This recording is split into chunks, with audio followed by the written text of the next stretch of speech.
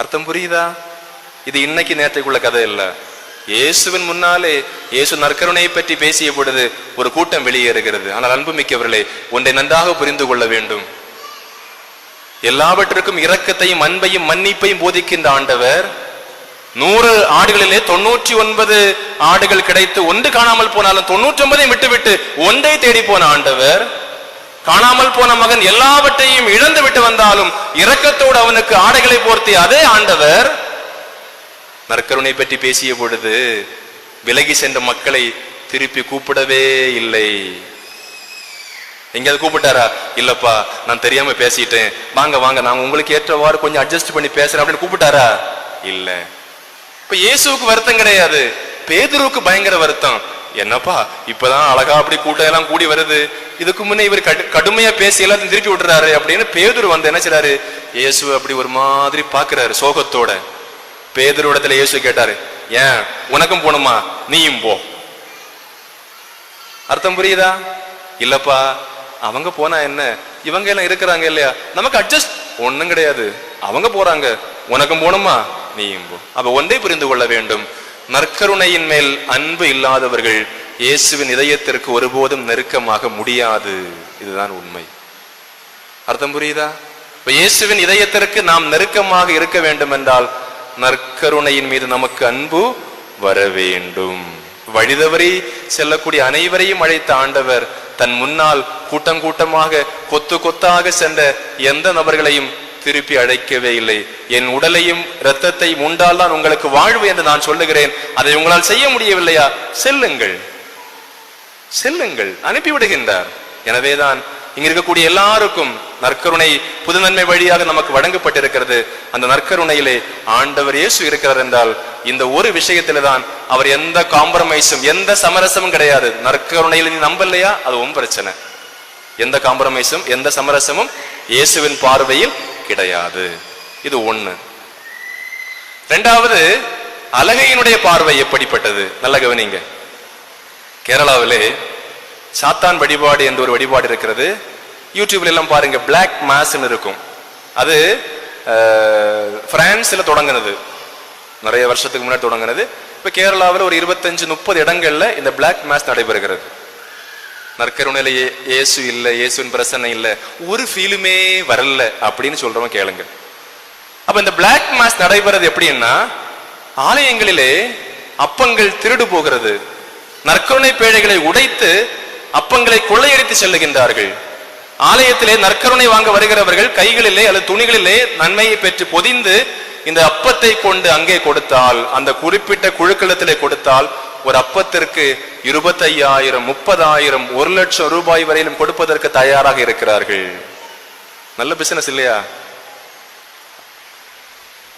கொடுக்க தயாராக இருக்கிறார்கள். 1.5 வருடமாக ஒரு கல்லூரி படிக்கக்கூடிய பெண் இந்த விஷயத்தை செய்திருக்கின்றாள். இறுதியிலே குற்ற உணர்வு அவளை வாட்டுகிறது. மனநோய்க்கு ஆள்பட்டு ஒரு கவுன்சிலிங் வந்த பொழுது அவள் சொன்ன கதை வியப்புக்குரியது. அப்ப இந்த பெண் ஒவ்வொரு நாளும் கொண்டு கொடுக்கிறார், அவளுக்கு காசு கொடுக்கின்றார்கள். இப்ப கடைசியில ஒரு கட்டத்துல அவள் தர முடியாது என்று சொன்ன பொழுது அவளை கொல்லுவதற்கு முயலுகின்றார்கள். அவள் தப்பி ஓடி ஒரு தியான இல்லத்திற்குள்ளே வருகின்றாள். அங்கே அவள் சொல்லுகின்றாள், அப்ப ஃபாதர் சொல்றமா, இனி போகும்போது நான் உனக்கு ஒரு சாதாரண அப்பத்தை கொடுக்கிறேன், நீ இது திருப்பலியில் வைக்கப்பட்ட ஆசீர்வதிக்கப்பட்ட அப்பந்தான் சொல்லி என்ன செய்யணும், கொண்டு கொடுக்கணும் அப்படின்னு சொல்லி அனுப்புறாரு.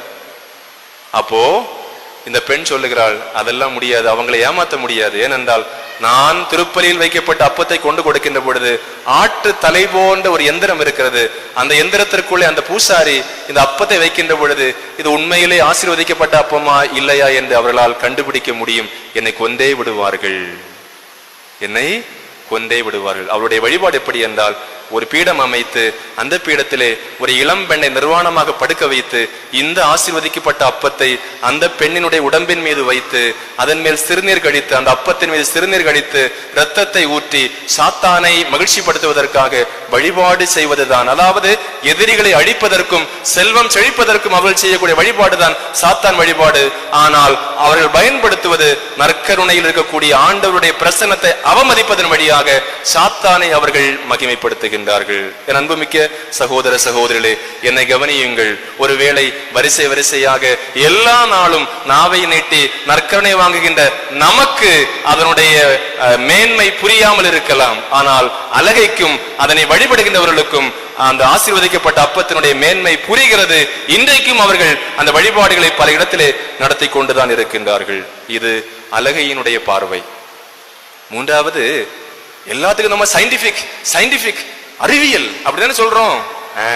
அறிவியல் என்ன சொல்லுகிறது? ஏறக்குறைய நற்கருணை புதுமைகள் நடைபெற்றிருக்கக்கூடிய இடங்கள் 130 புதுமைகள் திருச்சபை அங்கீகரித்திருக்கிறது. எல்லா இடத்திலும் இயேசுவின் உடலும் இரத்தமும் சதையாக மாறி இருக்கிறது. அந்த அப்பங்கள் சதையாக மாறி இருக்கிறது. அது பல இடத்திலே பல காலகட்டத்திலே மாறி இருக்கிறது. நல்லா புரிஞ்சுக்கோங்க, சரியா? முதல்ல இத்தாலி லான்சியானோ என்கின்ற இடத்திலே நடைபெற்றது. அதன் பிறகு 1266 சாந்தாராம் என்கிற இடத்திலே நடைபெற்றது. 96 நம்முடைய பழைய திருத்தந்தை பேராயராக இருந்த பொழுது பியூனோஸ் ஐரஸ் என்கின்ற மறை மாவட்டத்திலே ஒரு ஆலயத்திலே நடைபெற்றது. அதன் பிறகு டிக்ஸ்டால் என்கின்ற ஒரு இடத்திலே 2009 ஒரு புதுமை நடைபெற்றது. அதன் பிறகு சொஹோல்ஸ்கோ என்கின்ற இடத்திலே இத்தாலியிலே ஒரு புதுமை நடைபெற்றது. 2012 ஆண்டிலே நம்முடைய கேரளாவிலே 2012 ஆண்டு விளக்கனூர் என்கின்ற பகுதியிலே அருள் தந்தையானவர் திருப்பலி நிறைவேற்றி கொண்டிருந்த பொழுது அந்த அப்பத்திலே ஒரு முகம் தெரிகிறது. அந்த முகம் பார்த்தவுடனே பக்கத்தில் இருந்த உபதேசியாரை அவர் கூப்பிட்டு, இது உனக்கு என்ன தெரியுது அப்படின்னு கேட்டப்போ அவர் சொன்னார், எனக்கு ஒரு முகம் தெரிகிறது என்று. உடனடியாக அந்த அப்பத்தை ஆய்வுக்கு அயர்லாந்துக்கு அனுப்புகின்றார்கள் 2012. அதன் பிறகு அது ரோமைக்கு அனுப்பப்படுகிறது. அதன் பிறகு பல கட்ட ஆய்வுகளுக்கு பிறகு, அதாவது 2 ஆய்வு செய்து ஒன்று எந்த கலப்படமும் இந்த அப்பத்தில் இல்லை, எந்த பூஞ்சை தோற்றும் இந்த அப்பத்தில் இல்லை என்று அவர்கள் அங்கே முடிவு செய்கிறார்கள். அதன் பின்னால் சமீபத்திலே பெங்களூர் கிரைஸ்ட் பல்கலைக்கழகத்தில் இருக்கக்கூடிய அந்த ஆய்வகத்திலே இறுதியாக பரிசோதனை முடித்து 2025 ஆண்டு 13 ஆண்டுகள் நீண்ட 13 ஆண்டுகள் ஆய்வுகள், நீண்ட 13 ஆண்டுகள் சோதனைகள், இதையெல்லாம் மேற்கொண்டு 2025 ஆண்டு மே 31 அந்த அப்பம் அந்த விளக்கனூர் ஆலயத்திலே மக்களுடைய ஆராதனைக்காக வைக்கப்பட்டிருக்கிறது. 13 வருஷம் ஆன பிறகு அந்த அப்பத்துக்கு எந்த மாற்றம் வரவில்லை, அப்படியே அது இருக்கிறது.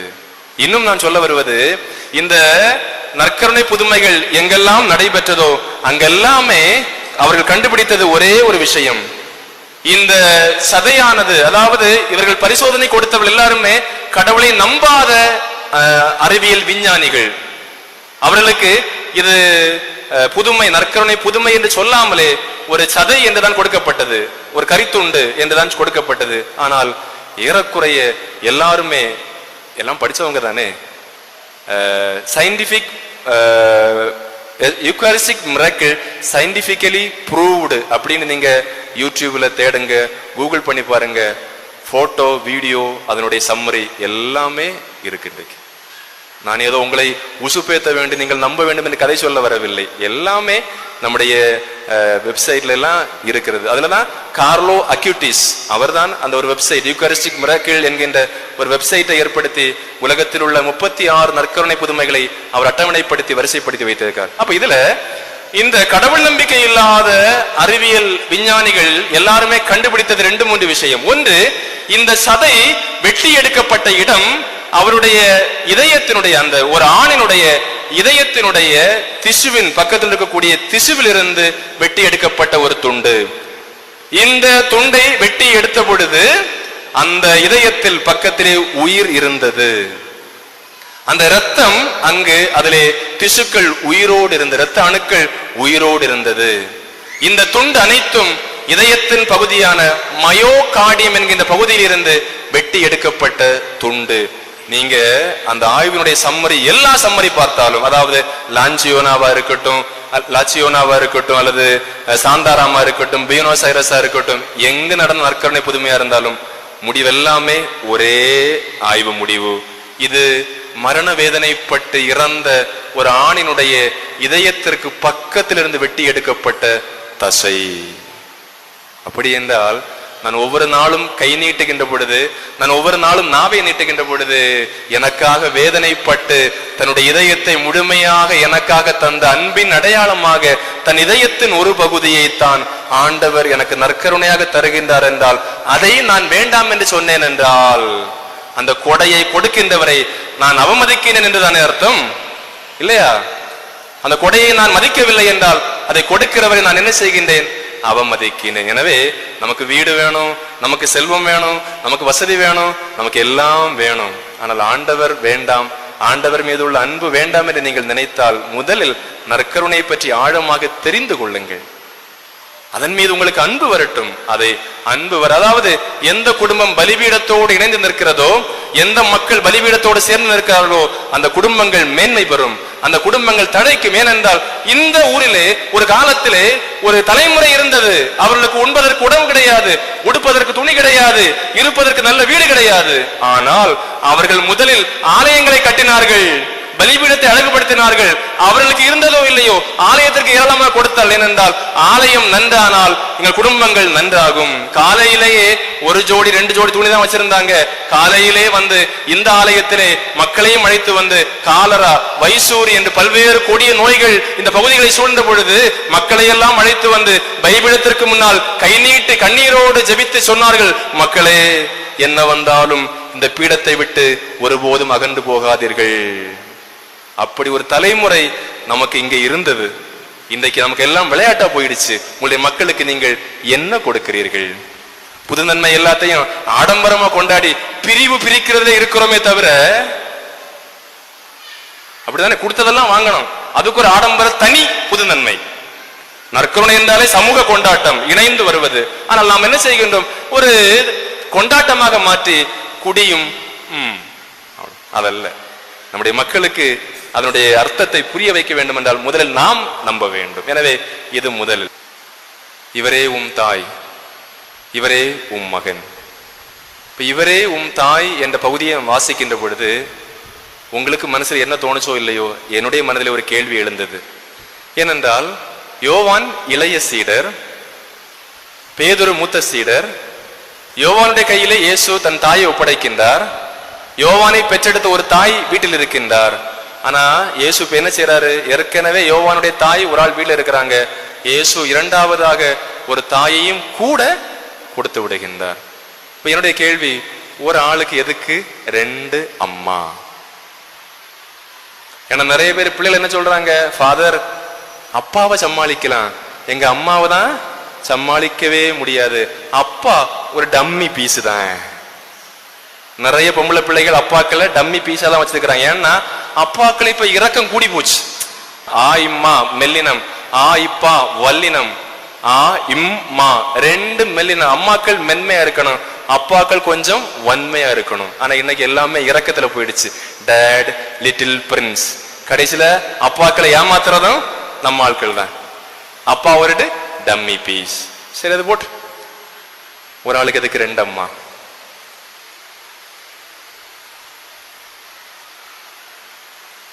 அடுத்த கேள்வி, இங்க இருக்கக்கூடிய எந்த தாயோ எந்த தந்தையோ என் பிள்ளையை நான் பெற்றேன், வளர்த்தேன், பால் கொடுத்தேன், படிக்க வைத்தேன், நல்ல நிலைமைக்கு கொண்டு வந்தேன், திருமணம் செய்து வைத்தேன், வேலை வாங்கி கொடுத்தேன், வீடு கட்டி கொடுத்தேன் என்று சொல்ல முடியுமா? சொல்ல முடியாதா? சொல்லலாம். அத போல என் பிள்ளையை நான் பெற்றேன், வளர்த்தேன், படிக்க வச்சேன், கல்லூரிக்கு அனுப்பினேன், வேலை வாங்கி கொடுத்தேன், படிக்க வச்சேன், அதுபோல நல்ல நிலைமைக்கு நான் அவனை கொண்டு வந்தேன், அதுபோல எப்படியாவது என் பையனையும் பொண்ணையும் மோட்சத்துல கொண்டு சேர்த்தே தீருவேன் அப்படின்னு எந்த அப்பாவோ அம்மாவோ கேரண்டி கொடுக்க முடியுமா? முடியுமா? நமக்கு ஒரு சந்தேகம் தான், முடிஞ்சிருமோ? ஆனா மனித மனம் அப்படிதான், விட்டு கொடுக்காது. நாம் பார்க்கலாம். முடியுமா? கேரண்டி கொடுக்க முடியுமா? நான் மோட்சத்துல கொண்டு சேர்த்தே தீருவேன்னு சொல்ல முடியுமா? முடியாது. ஆனால் இந்த அம்மாவால முடியுமா? முடியாதா? முடியும். எனவே இந்த உலகத்தில் நம்மை பெற்று வளர்ப்பதற்கு ஒரு தாய், நம்மையும் நம்முடைய மக்களையும் கைப்பிடித்து மோட்சத்திற்கு அழைத்து செல்வதற்கு அன்னை மரியாள். இப்ப சொல்லுங்க, ஒரு ஆளுக்கு 2 அம்மா வேணுமா வேண்டாமா? வேணுமா வேண்டாமா? மாதாவை ஒரு நாளும் மறக்க வேண்டாம். அது இந்த மாதாவையும் சேர்த்து. அதனாலதான் அன்னை மரியாவின் மீது அன்பு இருக்கின்ற பொழுது அன்னை நம்முடைய மக்களுடைய பலமாக இருப்பார். அன்னை மரியாவை நாம் அன்பு செய்கின்ற பொழுது அன்னை நம்முடைய குடும்பங்களுக்கு ஆற்றலாக இருப்பார். அன்னை மரியாவை நம்முடைய இல்லங்களுக்கு அழைத்து வருகின்ற பொழுது அன்னை நம்முடைய குடும்பங்களை அரவணைப்பவராக இருப்பார்.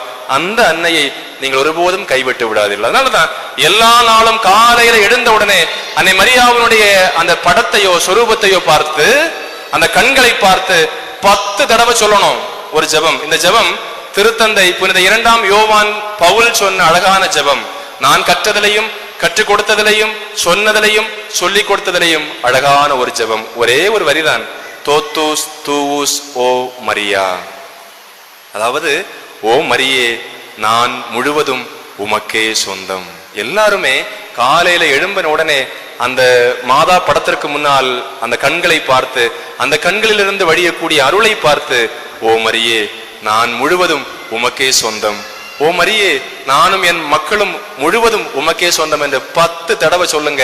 நான் கேரண்டியா சொல்றேன், அந்த நாள் முழுக்க அவளுடைய கண்களிலிருந்து வரக்கூடிய அருள் உங்களை வழிநடத்தும். இதுல சந்தேகமே இல்லை. இப்ப நீங்க சொல்லுவீங்க, அப்ப ஃபாதர், சுரூபத்துக்கு முன்னாடி நிக்கிறது சிலை வழிபாடு தானே, அது சிலை வழிபாடு தானே அப்படின்னு.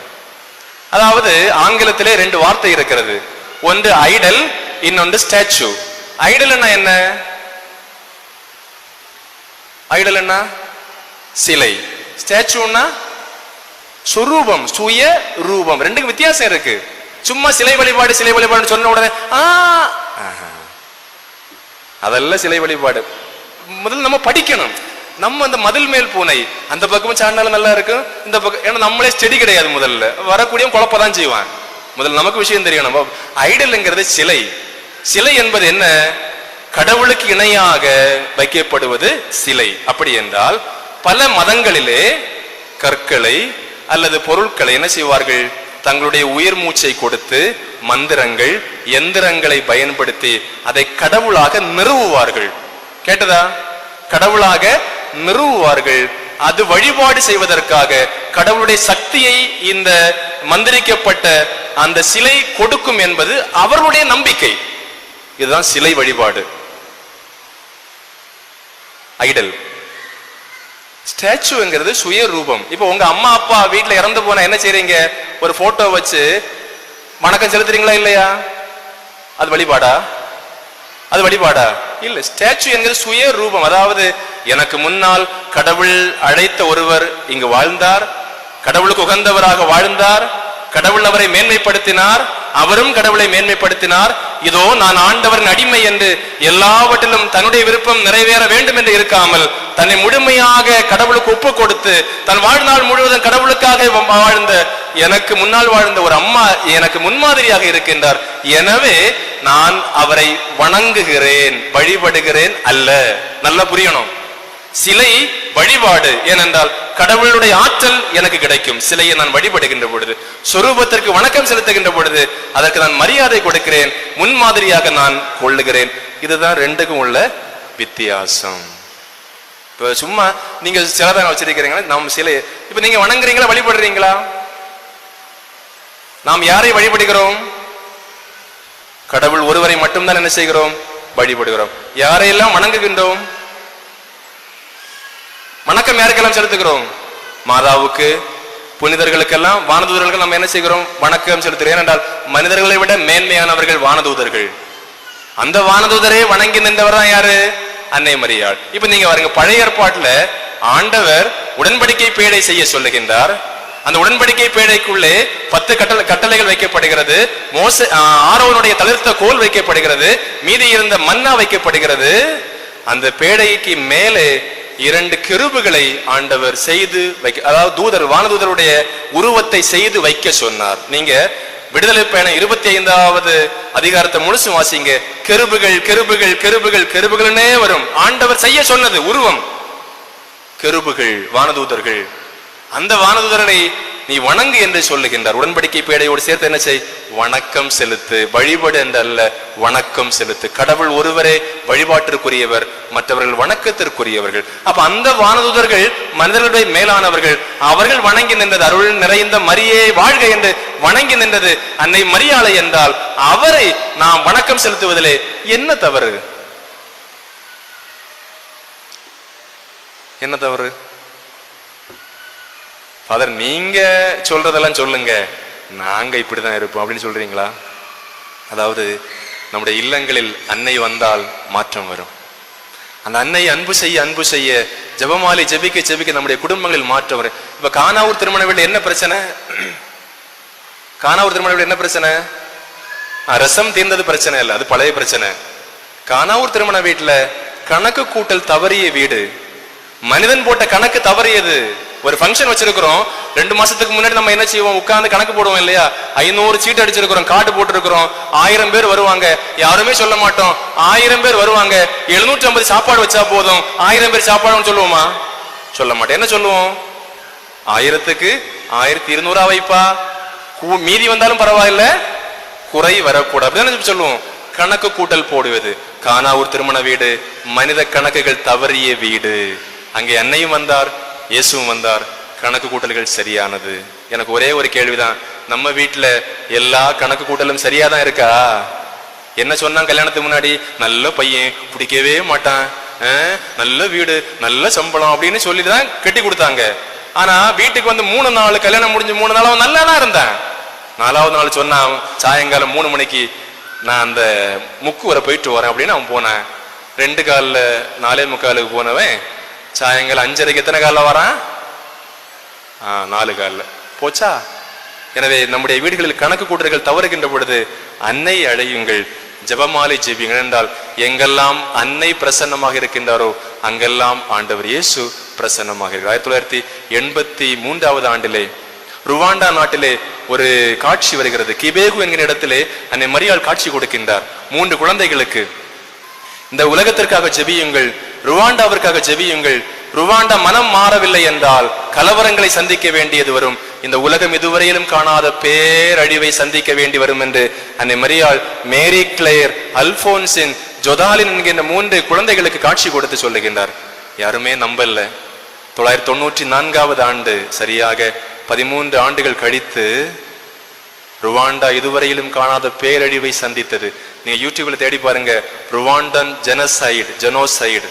10 லட்சம் மக்கள் ஒரே அடியாக கொல்லப்பட்டார்கள். 2 குழுக்களுக்கு இடையே சண்டை வந்ததிலே 10 லட்சம் மக்கள் ஒரே அடியாக கொல்லப்பட்டார்கள்.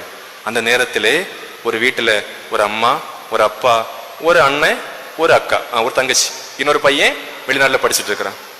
அந்த அப்பா இரவு 11:30 மணிக்கு அந்த பொம்பளை பிள்ளைகிட்ட சொல்றாரு, அவளுடைய பேர் இம்மாக்குலி இல்லி பெகிசா. யூடியூப்ல இம்மாக்குலி இல்லி பெகிசான்னு நீங்க போட்டு பாத்தீங்கன்னா நான் சொல்ற சாட்சி அங்க வரும். அந்த பெண்ணிடத்துல சொல்லுகிறாரு, அம்மா போற போக்க பார்த்தா நம்மளை சீக்கிரம் கொன்றுவாங்க, நமக்கு வாழ்க்கை இல்லை, அதனால சாகிறத பற்றி கவலை இல்லை, நீ ஒரு 22 வயசு இளம் பொண்ணு, கொல்றதுக்கு முன்னாடி எங்க கண்ணு முன்னாடி உன்னை பலவந்தம் செய்வாங்க, எங்களால் அதெல்லாம் பார்க்க முடியாது, நான் ஒரு அட்ரஸ் கொடுக்குறேன், நீ அந்த வீட்டுக்கு போ, அவன் உனக்கு அடைக்கலம் தருவான் அப்படின்னு சொல்லிட்டு இந்த அப்பா அந்த பொண்ணோட கையில ஒரு அட்ரஸ் எழுதி கொடுக்குறாரு. இரவு 11:30 மணிக்கு இந்த பொண்ணு சொன்னா, அப்பா நம்ம சேர்ந்து சாவும் அப்பா, என்னை தனியா அனுப்பாதீங்க, எனக்கு பயமா இருக்கு. இல்லம்மா, சேர்ந்து சாகிறதில்ல பிரச்சனை, நீ இளம்பெண், உன்னை எங்கள் முன்னால் மோசமாக நடத்துவார்கள், ஒரு அப்பா அம்மாவால் தாங்கவே முடியாது, நீ கிளம்பு அப்படின்னு சொல்லிட்டு அந்த பெண் கிளம்ப தயாராகின்றாள். அந்த பெண் கிளம்பும் போது அந்த பொண்ணோட கையை பிடிச்சிட்டு அவருடைய பாக்கெட்ல இருந்து ஒரு ஜெபமாலை எடுத்து அந்த பொண்ணோட கையில வச்சு சொன்னாரு, அம்மா ஒருவேளை நீ திருப்பி வரும்போது இந்த வீடு இங்க இருக்கணும்னு கிடையாது, உன் அப்பா உங்க அம்மா உயிரோடு இருக்கணும்னு கிடையாது, உன் அண்ணன் உயிரோடு இருக்கணும்னு கிடையாது, இந்த இடமே அடையாளம் மாறி போகலாம், ஆனாலும் அன்னை மரியாளை கைவிட்டு விடாதே, அவர் உனக்கு அடைக்கலமாக இருப்பார் அப்படின்னு சொல்லிட்டு ஜெபமாலை கையில வச்சு இந்த பெண்ணை அனுப்புகின்றார். அந்த பெண் அந்த வீட்டிற்கு செல்லுகின்றாள். நேரம் இரவு 11:45 மணி. அழுது கொண்டே அந்த கதவை தட்டுகின்றாள். அந்த ஆள் வந்து என்னன்னு கேட்டாரு. விஷயத்தை சொல்றா, உன்னை எல்லாம் உள்ள சேர்க்க முடியாது, நீ எதிர் இனம், நான் இன்னொரு இனம், உன்னையும் கொல்லுவாங்க என்னையும் கொல்லுவாங்க, அதனால கிளம்பு அப்படின்னு சொன்னோம். அவள் சொன்ன, எனக்கு வேற வழி இல்லை, எப்படியாவது என்னை காப்பாத்துங்க, எப்படியாவது என்னை காப்பாத்து காலில் விடுறா. அப்ப சொல்றாரு, சரி வா உள்ளவா. ஒரு கழிவறை 12 சதுர அடி 3க்கு 4 அளவு கொண்ட ஒரு கழிவறைக்குள்ளே இந்த பெண்ணை அடைத்து வைக்கின்றார். கொஞ்ச நேரத்துல இம்மாக்குலி இம்மாக்குலி அப்படின்னு சத்தம் கேட்குது. இவளுக்கு பரிச்சயமான குரல். அவ சரி சத்தம் என்னன்னு கேட்க வேண்டாம் அப்படின்னு அமைதியா இருந்தா. பிறகுதான் தெரிய வந்தது, பக்கத்து வீட்டு பையன் காசு வாங்கிட்டு இவளை பின்தொடர்ந்து கொலை செய்வதற்காக தேடி வந்திருக்கின்றான். இவ சத்தம் கொடுக்கல, அவன் போயிட்டான். மறுநாள் காலையிலே மீண்டும் 7 பெண்களை அந்த சிறிய கழிவறைக்குள்ளே அந்த மனிதன் அடைத்து வைக்கின்றார். சால மீன் அடுக்குனது போல ஒண்ணுக்கு மேல ஒன்னாக அந்த 8 பெண்களும் அந்த கழிவறைக்குள்ள இருக்கிறார்கள். 2 வாரம் கழிச்சு 6-7 ஆண்கள் வீட்டுக்குள்ள வராங்க. வந்தவங்க சொன்னாங்க, உங்க வீட்டுல கொஞ்சம் பெண்கள் வந்தாங்க, அவங்க வெளியே போகலையே அப்படின்னு சொன்னப்போ, இல்ல இங்க யாரும் இல்ல நாங்க சோதனை போடணும் அப்படின்னு சொல்லி எல்லா இடமும் தேடுறாங்க. ஒருத்தன் வந்து அந்த கழிவறையினுடைய கைப்பிடி அப்படியே பிடிச்சு தாழ்த்தான். இவருக்கு உயிரே போச்சு. எப்பா அது வேஸ்ட் போடக்கூடிய இடம், அதுல ஒண்ணுமே இல்லைன்னு சொன்ன உடனே அவன் தாத்தது போல கையை விட்டுட்டான். இதுவரையிலும் காற்று போய்கொண்டிருந்த அந்த இடத்திலே ஒரு பீரோவை தூக்கி கதவுக்கு நேர வச்சார். இனி காற்றும் போகாது. அன்புமிக்க சகோதர சகோதரிகளே, அந்த 8 பெண்களும் அந்த சிறிய கழிவறைக்குள்ளே, ஒரு ஆள் ஃப்ரீயா போயிட்டு ஃப்ரீயா வரலாம். 8 பெண்களும் பெண்களுக்குரிய உபாதைகளோடு எல்லாம் எல்லா பிரச்சனைகளோடும் எத்தனை நாள் இருந்தார்கள் தெரியுமா? 91 நாள். 92வது நாள் கதவு திறக்கப்படுகிறது. எல்லும் தோலுமா ஒன்னொன்னா கீழே வந்து விழுறாங்க. அதன் பிறகு அந்த பெண் ஒரு புத்தகம் எழுதினாள். வாய்ப்பிருந்த வாசியுங்க. Left to tell. மிக மிக அருமையான ஒரு புத்தகம், என் வாழ்க்கையை மாற்றிய ஒரு புத்தகம். Left to tell, Immaculee Ilibagiza. அந்த பெண் எழுதினாள், 91 நாள் வாழ்வா சாவா என்று எங்களுக்கு தெரியாது. எங்களை யார் வேண்டுமானாலும் எது வேண்டுமானாலும் செய்திருக்கலாம். ஏனென்று கேட்பதற்கு யாருமே கிடையாது. கையறு நிலையில் நின்றோம். எங்களை கொலை செய்திருக்கலாம், பலவந்தம் செய்திருக்கலாம், கடத்தி கொண்டு போயிருக்கலாம், என்னவும் செய்திருக்கலாம். ஆனால் 91 நாட்கள் நான் உயிரோடு இருந்ததற்கு ஒரே ஒரு காரணம், அந்த கழிவறைக்குள்ளே நான் சொல்லி கூட்டிய 1000-10,000 அருள் நிறைந்த மரியே ஜபங்களும் பரலோகத்தில் இருக்கிற எங்கள் பிதாவே ஜபமும் மட்டும்தான் நான் உயிரோடு இருப்பதற்கு ஒரே காரணம் அப்படின்னு சொல்லிட்டு அந்த கடைசி வரியில அந்த அம்மா முடிக்குது. அந்த அசிங்கமான கழிவறையில் நான் என் கடவுளை கண்டேன். எனக்கு ஒரே ஒரு கேள்விதான், எவ்வளவோ பெரிய வீடுகள் ஆசைப்பட்டு கட்டி வச்சிருக்கிறோம் இல்லையா? அந்த வீட்டுல கடவுளுடைய பிரசன்னத்தையும் அன்னை மரியாவுடைய பிரசன்னத்தையும் கொண்டு வருவதற்கு நமக்கு என்ன குறைச்சல்? ஆமென்.